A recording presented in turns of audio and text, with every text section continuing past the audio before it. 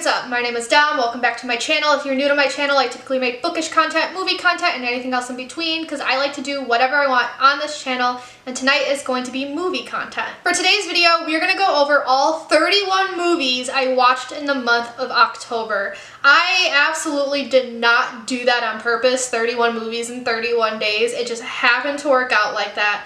But that means I have a lot to talk about in this video. The majority of these were new to me movies because I was trying to do my 31 movies of the Halloween season. A lot of those movies were watched this month. Some of them were rewatches. The rewatches I'm gonna kind of blaze through, and hopefully the final cut of this video is not an hour long, so let's just jump right into it. I watched two movies on the first day of October to celebrate the start of the month, and they were both rewatches. The first one was Halloween Town, and the second one was Halloween Town 2, Kalabar's Revenge. These two movies I have seen so many times before, so I could just have them on while I do something else. So I got a lot of cleaning and cooking done on this day. They're just very fun, nostalgic films, although I will say the second one is my least favorite of the original three, just because I'm not a huge fan of villains coming back. Like, I mean, they're shit acting, but I don't really care. They're fun. The next movie I watched is a new to me movie, and that is I Saw the Devil. This is a Korean film and is about a man who seeks revenge after his wife is brutally murdered. I found out about this movie because Kenny over at Kenny JD really loves it, and it sounded like an interesting premise.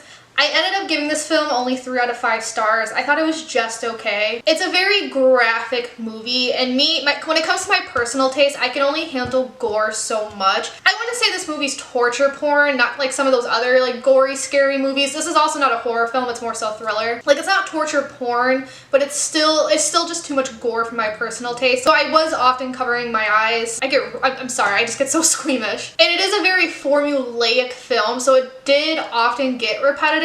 Because the formula in this is that he would actually track down the murderer, torture said murderer, but then let him go, and then he would repeat the process. And it was interesting the first time because I've never seen that before, but then it got old after a while. However, something I really did like about this film is that we do know who the perpetrator is right away. So the whole point of the movie is trying to figure out when he's going to get caught and when our main character is going to seek his revenge for good and finally stop the cat and mouse game he was constantly playing. So like I said, I gave this movie 3 out of 5 stars. The next movie I watched is Muppets Haunted Mansion. This is about Muppets going to the Disney's Haunted Mansion. I watched this because I love the Eddie Murphy movie, and then I did see the other version earlier this year back in August. Wasn't a huge fan of it, and all that was left in this Haunted Mansion adventure was this movie. And I am of the opinion Muppets make everything better, so I was like, surely this has to be hilarious. And it is. I absolutely adored this movie. Out of the 3 movies, as much as I love the Eddie Murphy version, this is like the best one. This room is so echoey, I feel like I'm screaming. My thing with the Muppets is that their movies often have my favorite type of humor. My favorite type of humor is when something's corny, but the movie itself is very self-aware, if that makes sense. And I feel like the Muppets pull it off so well. There's a ton of puns in this movie that had me cackling. I was constantly laughing out loud. The Haunted Mansion is one of my favorite rides at Disney World, and I loved all the Easter eggs that this movie contained. They even had a joke about how often that ride breaks down. Let me tell you, I've been on that ride 4 times my entire life, and only once it didn't break down. I feel like every Disney World goer has heard at least once in their life their narrator say, "We've come across something, please stay in your doom buggies." If you love the Muppets and you love corny, self-aware humor and puns, please watch this. I gave this 4.5 out of 5 stars. The next movie I watched is Let the Right One In, which is a Swedish film. And this is about a 12-year-old boy who befriends a girl who has been 12 years old for a very long time. I ended up loving this movie a lot more than I thought I would. I went into this thinking I was going to give it like 3 out of 5 stars at most.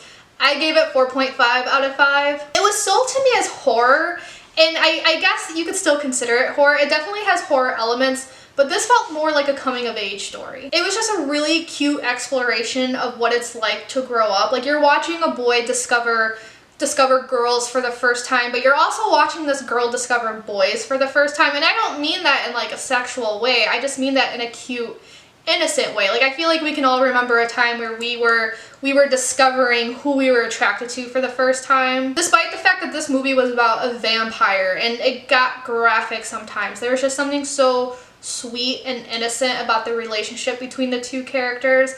and it felt just so enchanting and wholesome in the end. I felt very happy at the end of the movie. And I really like the iteration of vampires in this film because I feel like a lot of modern films go, rather than the traditional route, they are making up their own stories for vampires, whereas this one actually sticks to the traditional route. She has to be invited into the house, she can't go outside during the daytime, and she actually sleeps during the daytime. Because I've noticed a lot of people are getting rid of vampires sleeping. So I do highly recommend this film. I gave it 4.5 out of 5 stars. So then I watched The Day of the Beast, which is a Spanish and Italian film. And this is about a priest who gangs up with a occult dude and then also a dude who runs like an adult store of some sort. They come together and they're trying to fight the devil. It's a horror comedy, and oddly enough, I should have waited until the Christmas season to watch this movie because it takes place during the Christmas season. And this was a weird movie. It definitely leaned into the comedy a lot, but it was just a very weird type of humor, and therefore it had a very weird type of acting. I don't know, I'm just remembering certain scenes and just sitting there like, what the fuck am I watching? And the graphics were really, were not good, but I felt like that added to some of the humor of it. I was watching this half asleep, and I highly recommend not doing that because I did fall asleep at one point and I woke up in the middle of the climax, and I had to go back to see what I missed. And like my memory of this movie, I'm struggling to talk about it because it feels like a fever dream. I feel like I didn't actually watch the movie and I dreamt this myself. Very weird experience, 3 out of 5 stars. So then I watched The Pope's Exorcist, which is a newer movie. It came out earlier this year actually with Russell Crowe, and he plays a priest and has to perform an exorcist on a boy. But I wasn't really a fan of this, quite frankly. This just felt like a remake of the 1970s The Exorcist. Like the only remotely interesting thing about this movie was the history of the house they were in. The acting kind of drove me nuts, especially from the mom. The mom I actually recognize. That actress is in the show Midnight Mass by Mike Flanagan. She also has an appearance in The Midnight Club. And her acting was okay in both of those shows, so I don't know what happened with this one. I just get really annoyed with these horror movies where and it's always the mothers, where they just spend the whole movie making the same puckered face and they're like screaming and crying throughout the entire movie, which I understand because her kid is in peril, so how else is she supposed to react? But also I would just like something new and not the same thing over and over again. Like the trope gets kind of old. Also, another pet peeve I have, but as an Italian speaker, I was able to recognize some of the things they were saying without the subtitles. The subtitles were wrong. The subtitles might just be a Netflix thing because that's where I was watching it. Because I remember reading them and I'm like, that's not what he's saying. But there was like one point where Russell Crowe said something and like the verb he used was wrong. That's just a pet peeve. But yeah, this movie, I don't recommend this movie. 2.5 out of 5 stars. Now we have another Netflix movie. This one's actually a Netflix original, and it's The Curse of Bridge Hollow. This is a family movie, and it's about Halloween decorations coming to life. I watched this movie because at the time I was just in the mood for something the whole family could enjoy, and this looked like the only remotely good movie on Netflix in that category. I was way off. This movie was terrible. My main issue with this movie, which made it so bad, was the acting. It was over the top for a lot of people, especially the neighbor. They had a neighbor who was absolutely obnoxious, and I think he was supposed to be the comedic relief, but he was not funny, so he was not a relief to me. The dad was really fucking annoying. It's a hard thing to critique because that's clearly the point. Like, you're clearly supposed to be annoyed with the parent. He has to learn and to let his daughter go, do her own thing. But the way this guy portrayed it was just not fun to watch, and I wanted to like actually physically punch this guy in the face. His terrible jokes fell flat. Like, the delivery was garbage. That was my issue with the dad. Like, yes, the point is he's supposed to be annoying, but the delivery of it was bad. The girl's acting was fine, like given the script she was handed. However, this is the girl who plays Erica in Stranger Things, and I feel like they made this character too much like Erica. There was some corny humor in this, and like I'm aware that I said earlier in this video I appreciate corny humor sometimes, but what are my neighbors doing? But I like corny humor that's self-aware. This movie is corny without being self-aware, so it's not fun to watch. And again, it fell flat because of the acting. The only thing I liked about this movie is that when the decorations came to life, they actually like stayed decorations. So the paper black cats stayed paper rather than becoming a real black cat. I thought that was interesting. But otherwise, I gave this movie 2 out of 5 stars. The next movie was a rewatch, and I rewatched The Exorcist to prepare for The Exorcist Believer. We have come so far with horror movies because I feel like it's just so funny that this movie used to be considered the scariest movie of all time. Because am I scared watching this now? Not at all. However, it is a great story. I feel like the story itself still holds up. And it's pretty clear what modern movies have taken inspiration from. Like, this movie very much walks so modern horror could run. But speaking of The Exorcist, that means the next movie I watched was the sequel, or what's supposed to be the sequel, The Exorcist Believer. And this is about two girls that go missing. They come back demonic as hell, so a bunch of people band together to perform an exorcism. The critics absolutely hated this movie, and I was like, I'm gonna form my own opinion anyway, you know, fuck the critics. But the general public doesn't like this movie either. Like, it bombed on Letterboxd. I think it has an average 2.1 out of 5 stars. And I was like, oh my god, what am I doing? But I went to see it anyway because I do like to form my own opinion. And I am of the unpopular opinion that this is kind of a good movie. Good, great, I don't know, entertaining. It's a very entertaining movie for me. I will say the first half of this movie felt more like a remake of The Exorcist rather than a sequel because it was sometimes almost like plot point by plot point the same. Both movies start out in a different country in the very beginning. When the girls are possessed, they have a whole thing making sure it's not some psychological thing. They go to a hospital. Like, except, the only difference is that it's two girls rather than just Reagan. Having said that, the Exorcist scene itself I thought was entertaining and I thought was kind of cool. One thing I liked about this movie is that in order to perform The Exorcist, they actually had different religions and just different belief systems involved. It wasn't just Catholicism like the first movie. And even then, the Catholic representative wasn't a priest. And within the scene, there was just certain plot choices I liked. I mean, at one point my jaw was on the floor because I was so shocked it went one way and then the film flipped it and went another way. So my jaw went from on the floor to through the floor. I could also just be easily amused considering how many people hated this movie. I don't know.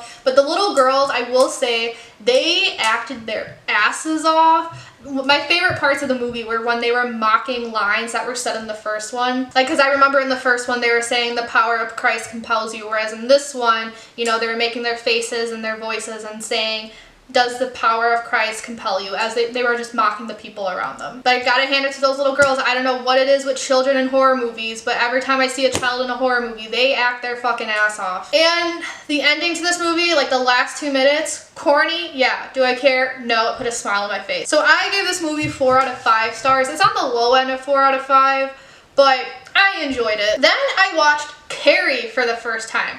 I know.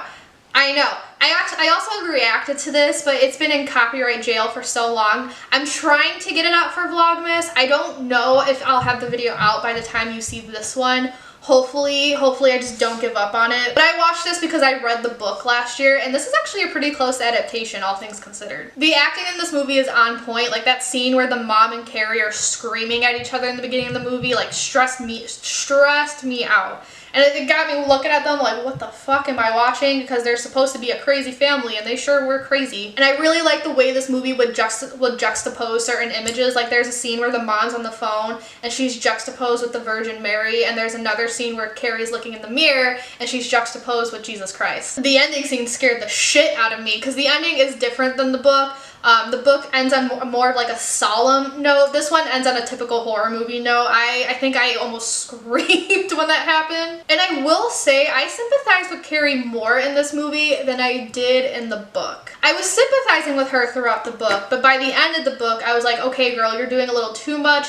Now, not only do I feel sorry for the beginnings of you, but now I'm feeling sorry for everyone else, even the people that bullied you. Whereas in this movie, all my sympathy still stayed with her. I do think this movie is actually a great story on its own, but as an adaptation, yeah, it's good. But there were certain things from the book that I wish they kept. Carrie is fat in the book, and I actually wish they kept her fat for this movie, because it's one of the reasons they bullied her, and it's the whole reason they chose to use pig's blood in the first place, because in the book she's constantly called a pig. And even when the kids were collecting the blood, they were saying things like, we're gonna turn that pig into an actual pig. And I also wish we got to know Sue Snell more, because I really like Sue Snell in the book. Her motivations were a lot clearer than they are in the movie. In the movie, she's just kind of there for me, whereas in the book, she was a typical teenager in the sense that she made a bad choice and learned from it.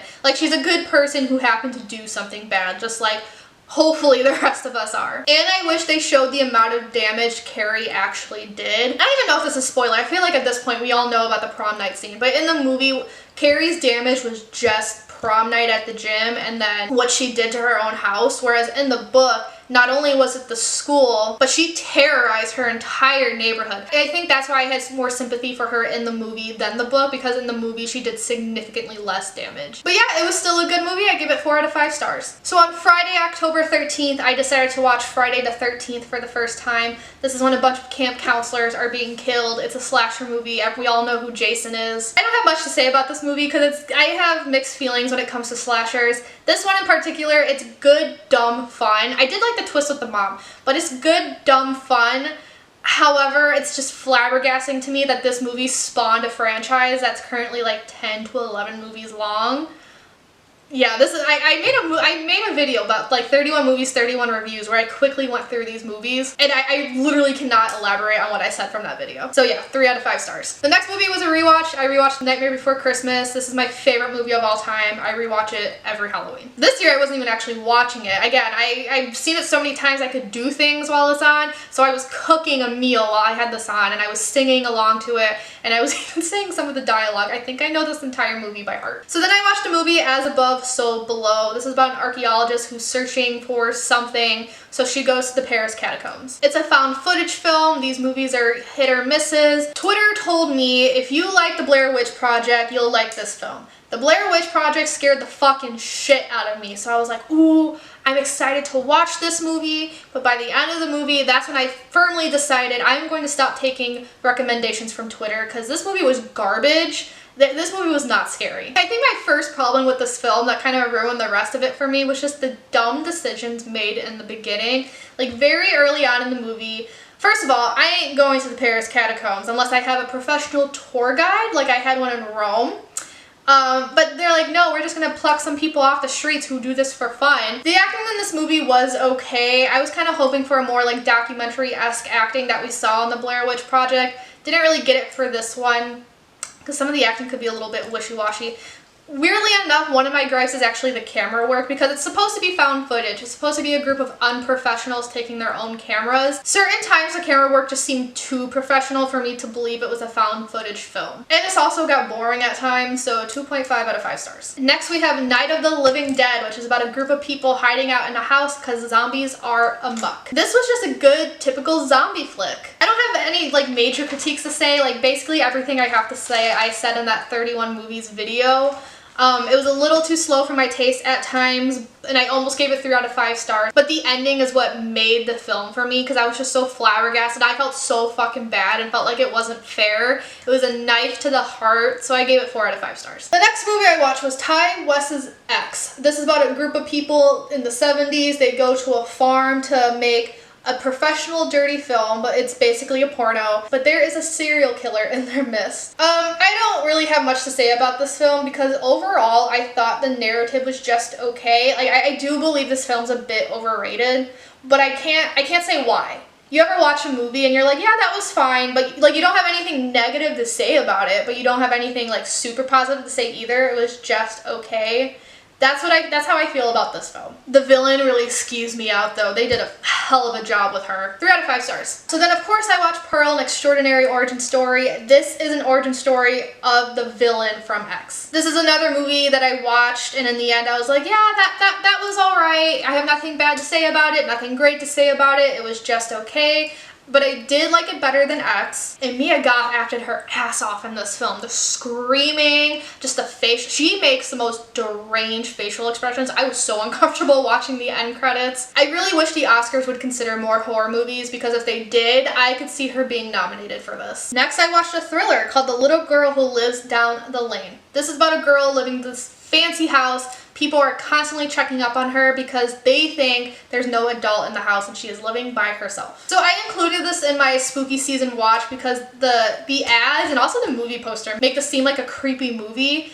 But it ended up not being creepy. It didn't even feel like a thriller, because if you look it up, the genre that comes up is thriller, but it doesn't even feel like a thriller, so I was kind of thrown off with that. And just like with X and Pearl, I'm watching it, and I was like, okay, cute movie, but like by the end of it, I was like, that's a movie that exists. Third movie in the row where I have nothing negative to say, but I don't have anything like super positive to say either. 3 out of 5 stars. Then I watched Guillermo del Toro's Nightmare Alley, again, because this was advertised as a thriller. This is about a man who joins a circus, I believe it is. He learns a few tricks here and there, and then he uses them in the future to get rich. Again, advertised as thriller. Didn't feel like a thriller. This definitely feels more like a drama. And it has a great setting. I love like carnival circus settings, especially kind of creepy ones. And it's about a person's downfall. And I love stories like that. I'm a sucker for stories. I'm a sucker for anything that's not a hero's journey. And it's Guillermo del Toro. And I like his film. So I went into this thinking I was going to give it a solid 5 out of 5. And girl, let me tell you, this was a fucking snooze fest. I was so disappointed. I was quite literally falling asleep. And I'm fucking pissed because it had a great premise. The costumes and the settings look great. Cate Blanchett looks great. She pulls off that 40s look so well. You know, she genuinely looks like someone, because you know there's certain actors, they're in period pieces, but you can very much tell like the specific person has seen an iPhone before. Whoever did Cate Blanchett's costuming, hair, and makeup in this film did a great job, because Cate Blanchett looks like she walked straight out of a photo taken in the 1940s. But that is like the only positive thing I have to say about this film. Not a fan, 2 out of 5 stars. Then I watched The Empty Man, which is about a cop who is looking into a cult of sorts. That's all I want to say because I could easily get into spoiler territory with this. I found this movie while just mindlessly scrolling on streaming services, and I was like, okay, whatever, sounds interesting, and I am actually very pleasantly surprised with this. This is a very eerie thriller, and it keeps up that eerie feeling all throughout the film, and it has such a strong beginning. There's a mythical being in this film. You're supposed to call out to him a certain way, and it just reminds me of the games we would play as kids. Like remember putting your hands to the mirror and saying Bloody Mary's name like a certain amount of times. That's what it reminds me of, and I thought it was really cool they took that and ran with it. I don't know, it was just super enjoyable, and then like something I really liked was how it ended. They saw an opportunity and took it, and I wish I could talk about it some more, but I don't want to spoil it, so just go into this movie blind. I gave it 4 out of 5 stars. So then I watched Infinity Pool, and this is about a couple who go on vacation to one of the most dangerous countries on Earth. But there's like a special vacation house where they could stay and be safe. And then they meet these people who like to kill and shit. There's a bunch of sadism, sex. Girl, what the fuck was this movie? I don't even know how to properly critique this movie just because I did not like this movie at all. I mean, I'm not like anti-sex scene. I don't, like, that's not what put me off from this. It wasn't the graphic scenes because I wouldn't even call this movie that graphic. So I don't know what it was about this film I didn't like. I just absolutely didn't like it. I gave it, it's not the worst thing I've ever seen. I don't even think it makes my bottom 10 of the year. I gave it 2.5 out of 5 stars, but I'm never gonna watch this again, and I absolutely do not recommend this film to people. Mia Goth uses her real accent in this though, and that really threw me off because in her real accent, her voice goes from here to here, and she sounds like the ghost of a Victorian child. And this is my 3rd ever Mia Goth film, and she is 3 for 3 for having her tits out and riding a guy. And girl, I get it. Rent has the audacity to be due every month, and these prices are absolutely outrageous. So do whatever you gotta do for the check. So then I headed to the theater and I saw Killers of the Flower Moon. This is based on a true story, and back in the 1920s in Oklahoma, members of the Osage tribe were being murdered. This is one of my top 3 movies of the year. I gave it 5 out of 5 stars. I have a lot to say, so this review may just be kind of jumbled, so I'm sorry for that, but I just have so much to say. First off, this movie opens with a banger score, and that's like the score and just the opening scene and how that was choreographed. I immediately knew I was in for a great ride. I really enjoyed the choice of point of view that Scorsese chose to tell this story. It's in the point of view of Leonardo DiCaprio's character and Robert De Niro's character. First of all, I have never seen Leo DiCaprio play such a pathetic man. He does a great job at it, but it's one of the most pathetic characters he has ever played. But these were the 2 men that planned everything. So Leonardo DiCaprio's character, his name is Ernest. He marries Molly, who's part of the Osage tribe. She is set to inherit a huge sum of money, and it's what Robert De Niro's character is after. And I feel like by putting it in their point of view, we get to learn more about their thought process, and by doing that, it really hones in on how absolutely evil these men were. And then for me personally, there was just such an anticipation of waiting for Molly to find out and figuring out how she was going to handle that. And Lily Gladstone one, we will get you that Oscar. This woman put on such a performance, and I feel like I got to know Molly on a personal level. And then not only that, but there's like the scream she would let out that was so tragic, and I absolutely never want to hear it again. I felt my heart shatter. And she does it like 2 to 3 times throughout this film. So I didn't have to hear it once, I had to hear it multiple times. And these men are shit. They're absolutely shitty people. Leo DiCaprio put on a great performance too. There's a specific scene in this film that haunts me when it comes to Ernest, and where he's crying about something and he literally falls to the ground. And at this point, there's just so much of this crime that has unraveled. Like, you almost don't want to, like, at this point in the movie, I didn't want to feel sorry for him, but because of the way that was portrayed, like, I kind of did. I really liked how this movie ended too, and the message it was trying to portray, because what I took away from the ending was just we as an audience, the way we view true crime is disgusting nowadays. I feel like the movie was saying we're viewing true crime more so as entertainment and not the tragedies they are. And I will say, because maybe you can argue, well, like, oh, well, you're making this a movie, like, isn't that entertainment over the tragedy? But I will say the way Martin Scorsese portrayed everything, he did a great job at making it a tragedy. Like, you get so angry at Ernest and the guy that Robert De Niro played, and like everyone else that had involvement in this, because this tribe has already been through so much, and now you're gonna put these individuals through even more trauma. I really like how the end credits open too, because we see a shot of the Osage tribe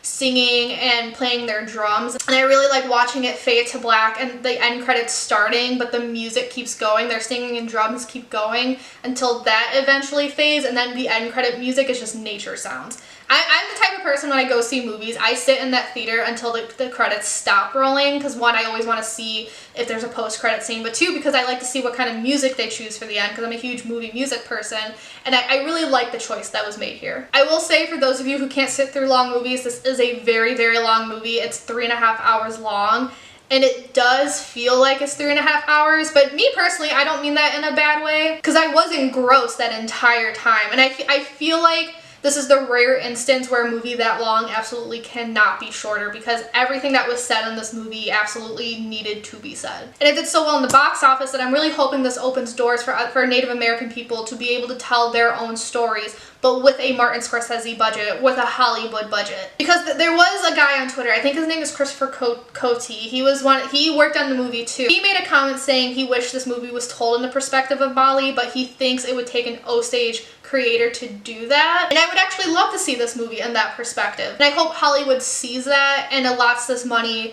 to these people, because they do deserve to be able to tell their own stories. So I highly recommend this, 5 out of 5 stars. So the next day I did nothing but re-watched movies as I cleaned my apartment, cooked, do whatever else I needed to do, and I had a blast doing this, and this is why I was able to see 31 movies in October. The first one I rewatched was Halloween Town High. This is when Marnie takes a bunch of people from Halloween Town, brings them to the human world, and they go to school. I actually enjoyed this more than the second one. And she had a cute relationship with what's-his-face, Lucas Gabriel. Then I watched Return to Halloween Town, and this is when Marnie goes to college. And this is also when they change actresses for Marnie, like we would not notice, so hashtag not my Marnie. It's a cool idea, but I absolutely hated the way Sarah Paxton portrayed Marnie. Her acting was atrocious. Halfway through the movie, I realized what my issue was. So throughout the first 3 movies, Marnie does grow as a person. She goes from 13 years old until about 17, 18, so she naturally matures. However, in this one, despite being like 18, 19 years old, I feel like they had Sarah Paxton playing 13-year-old Marnie, and that's one of the reasons it came off so weird. Then I rewatched Beetlejuice. This is still a fun film. And let me tell you, I saw the musical earlier this year, back in June. I hated the musical. This is still so much better. Then while eating dinner, I rewatched Coraline. This used to be one of my favorites as a kid. This was like my special interest. I know way too much about this story, and I love the book. And I still love this movie. It's still fun and creepy, and I love seeing another little detail during every rewatch. If you haven't seen this movie, I don't know what you're doing. And then my last rewatch was Casper, the 90s one with Christina Ricci. This is only the second time I'm seeing this movie, so this one, like, I went into it remembering a lot, just forgetting the smaller details. But it is cuter than I remember. I was kind of gushing. Like, I don't know, I thought they had a cute dynamic. And the music's really pretty. So the rest of these movies are going to be new to me movies, the first one being The Black Phone. This takes place in the 70s, and it's about a guy who kidnaps a bunch of kids. And the kid this movie focuses on, he notices a black phone, and the ghosts of the children from before him are calling him and telling him how to survive. This is another movie I found while mindlessly scrolling, and one I enjoyed much more than I thought I would. At a very strong beginning, there's just something very creepy about it, and Ethan Hawke plays the kidnapper, and he uses this whiny voice all throughout the movie that you would think would make him annoying, but it actually made him even creepier. And it had its emotional moments, and it was just a very engaging film, and I liked learning about each individual kid. I gave this 4 out of 5 stars. Then I watched Lake Mungo. This is an Australian film, and it's a mockumentary. This is about a family whose daughter died, and they think she is haunting them. What a film. I really enjoyed this film. One of the interesting things about it is that there were some twists and turns in this movie that from a story perspective weren't necessarily needed, and sometimes didn't make any sense, but in a weird way that's what made the story feel more real, because that's just how life is. Life isn't foreshadowed to us, you know, life is not necessarily a story, things just happen, and that's why this felt real. And the acting really helped too. This movie had some great acting. Like I really felt their pain, because the main theme of this movie is just how much they miss this girl, because she was relatively young when she died. She was 16, and you can really feel their sadness and just the way they would deliver their lines. More than once I forgot that I was watching a fictional movie and not a real documentary. There are some little details in this film that sent a chill up my spine, especially when they were showing all this stuff at the end. That yes, they were showed in the beginning, but it was in a way where you don't notice them, because this movie does a really great job at pointing your direction elsewhere. So when things came together in the end, I just got a chill sent up my spine. And this film just has one of the greatest portrayals of grief I've ever seen in film, whether it's horror or not. I felt so bad for this family, and not only them, but I felt so bad for the daughter too. I can't expand on her too much without spoiling the film, but I wanted to cry for her because I felt like she didn't get what she really needed. And because of all these things, this movie felt sadder than it did scary. But that didn't hinder it, because it's still a horror movie. There are still certain scenes that creeped me out and made me jump. But I feel like this movie just did such a good job at scaring you, but also just making you sad at the same time. Because grief is such a popular trope in horror, but I feel like oftentimes it's a hit or miss. Like the grief is too forced. But I feel like in this one, it meshed really well. They did whoever wrote this movie, whoever worked on it, they did a great job. You know what? It also doesn't help that I was already sad by the time I got to the end, because halfway through this movie, I went on Twitter and read the news about Matthew Perry, and I loved Friends growing up. So I was so sad by the end of this film, 1, because of what I was watching, and 2, because of the news that I was reading. So this movie was a trip, and I do highly recommend it, especially if you love the topic of grief and you love the topic of grief in your horror films. If you're a huge Mike Flanagan fan, I could see you liking this movie. I gave it 4.5 out of 5 stars. Then I watched Jordan Peele's Nope. This is about 2 siblings who find an alien over their father's horse farm, whatever it is. I went into this thinking I was gonna love it, because I loved Get Out and I loved Us even more. But I am unfortunately not 3 for 3 for Jordan Peele films. I don't have much to say outside of what I said in the 31 movies video. I'm sorry, but this was so boring. I'm not a big sci-fi fan, so it might just be it's not you, it's me sort of thing, but I found this movie boring, which is so unfortunate because some of the visuals were stunning. I gave this film 2.5 out of 5 stars. The last film I watched was Practical Magic, which is about 2 sisters who are witches. I somehow went 26 years of my life never seeing this film before, and Hulu was screaming at me to watch it, so I did.